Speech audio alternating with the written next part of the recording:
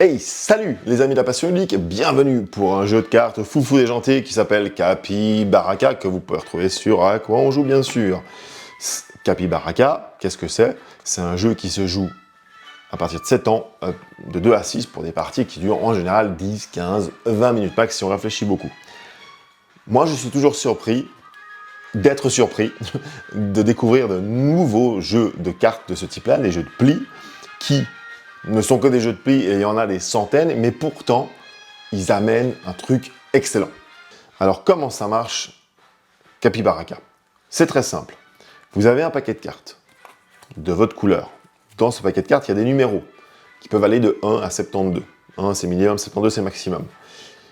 Et tous les autres ont aussi un paquet avec des numéros. Jamais aucun numéro ne se répète d'un jour à l'autre. Ça veut dire que par exemple, il y a un des decks qui a le numéro 1 et qui a le numéro 72, puis il y a un tas de numéros qui ne l'a pas. Là, moi, j'ai du 18, 22, 36, 58, bref. Dans Capybaraka, au début, on pioche des cartes, 3, on fait 3 numéros différents, et on mise de manière cachée, parce qu'on va vouloir récupérer des cartes qui sont au milieu de la table. Celui qui met le plus grand numéro, une fois que c'est dévoilé, sera le premier à jouer, et ainsi de suite, et sera le premier à piquer une carte. Donc si vous mettez un petit numéro, ou que vous mettez un numéro moyen, mais que tous les autres ont mis un numéro fort, bah vous vous retrouvez dernier à choisir, alors que vous espériez quand même pas être dernier. Là, il y a déjà une petite tension assez rigolote.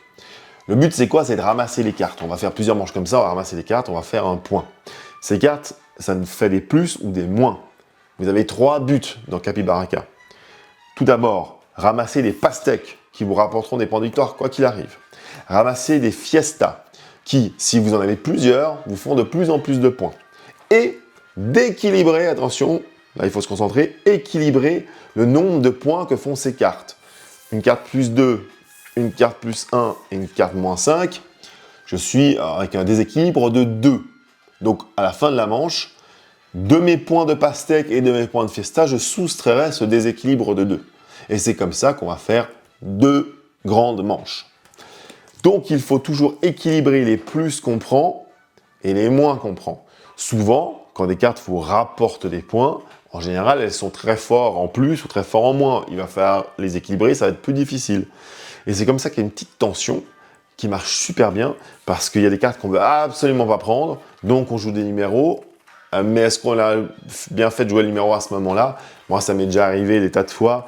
Justement, l'exemple que je vous disais au début, de balancer un numéro moyen, par exemple 40 ou 37, espérant être au moins deuxième ou troisième, puis en fait je me retrouvais dernier. Et je rageais parce que je n'avais pas le choix des cartes.